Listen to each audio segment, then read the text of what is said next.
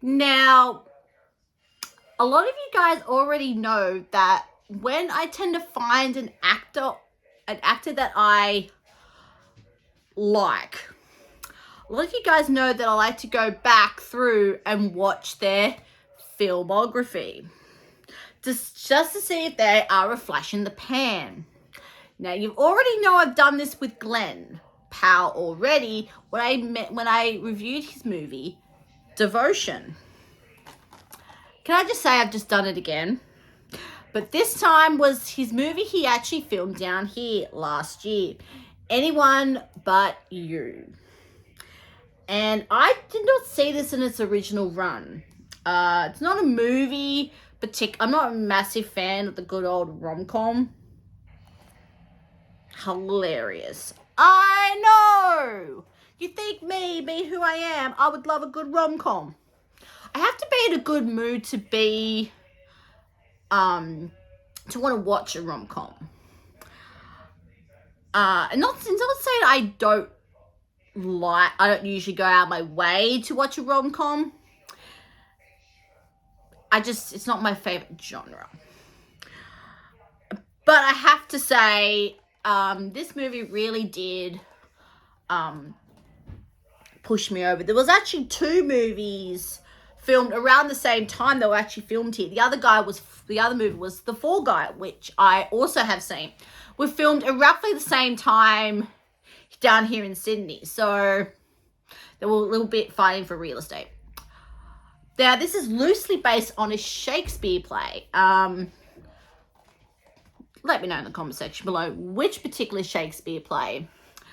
It's similar to what they did with my favorite movie, which is Lion King. I believe it's based on Hamlet. And I think the second one is based on Romeo and Juliet. I don't know how, but the setting, I have to say, the way they sort of made it work, the setting of why they came down here to Australia, I think it really did work. Now, the way they got them together was a bit of hit and miss, I have to say. But the basic storyline is it's based around Ben's best friend and Bree's sister's wedding, where they decide to have a destination wedding, which is here in Sydney. They have a one-night stand before the start of the movie where pretty much she ran out on him. And then about 6 months later, they reconnect because of their best friend and their sister dating and decide to have their wedding down here.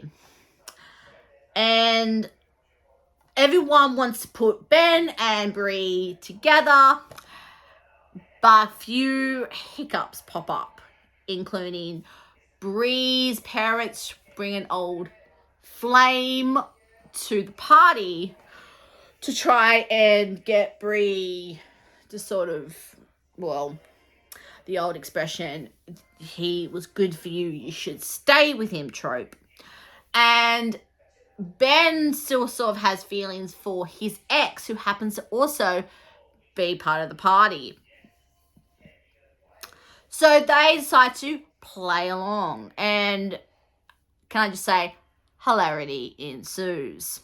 The chemistry I found between Sydney and Glenn is a really solid chemistry, and you could feel that they were playing pretend, but there was still sparks there. Similar to what you pick up with his partnership with Daisy with Twisters.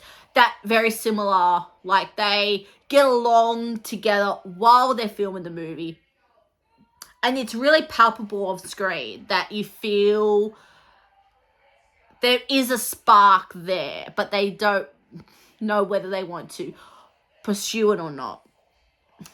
The supporting cast is really well done. You got Rachel Griffiths and Dermot, who actually have worked together previously on my best friend's wedding. And you have Bryan Brown, who is a freaking legend down here. He has done so much good work down here. I know him from a few different projects, but the project that jumps out at me when I think Bryan Brown is the Hallmark miniseries of the Poseidon Adventure, which I have reviewed on this channel. When I reviewed did the Poseidon series. And fun fact, both Glen Powell and Bryan Brown have both worked with Tom Cruise. For Bryan, it was Cocktails back in 88. Fun fact, this also happens to be the same year of Glen Powell's birth, which is an odd fact. And then, of course, Glen and Top Gun Maverick. And a few of the other actors I know, the one who plays Glen's best friend, I know her specifically from the X-Men prequel series. She plays young Storm. Let me think of other actors that popped out at me. I think they were the only ones that really popped out at me. Sydney, I have never seen before. This was my first experience watching the Sydney Sweeney movie. I do know she was in Euphoria, ironically, with Tom Holland's Mrs. Zendaya. So, that is pretty much the cast. The movie itself is shot gorgeously. They filmed like really beautiful locations around Sydney, and they did also film in, I'm going to continue to the end of my days call it Fox Studios, not Disney Studios, which is very iconic. That's actually the film studio here in Sydney. And they showed really good aspects of Sydney, like the Harbour Bridge, the Opera House, I think Bondi Beach, but I think it's either Bondi or Manly Beach was in the background of one shot behind Sydney. It showed the best moments of Sydney, and I think this movie would definitely appeal to a lot of fans of the rom-com and destined and really wedding sort of themed movies in particular, which isn't really my style of movie, but I'm gluttony for punishment.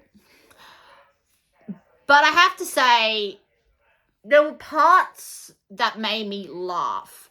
I was sitting on a chair and I could actually feel myself I actually had my leg on the chair to hold myself back because I was laughing that hard, which is a really good sign for me. I think the scene I'm specifically talking about is the spider scene. That got me absolutely floored. It was hysterically funny.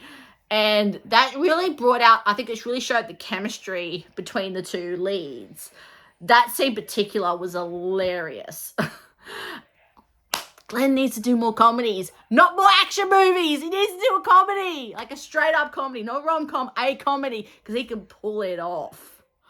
Have you sat through anyone but you? Please write down in the comment section below. Please like, share, and subscribe. Why do I find these actors' movies? I'm a gluttony for the punishment. Ciao.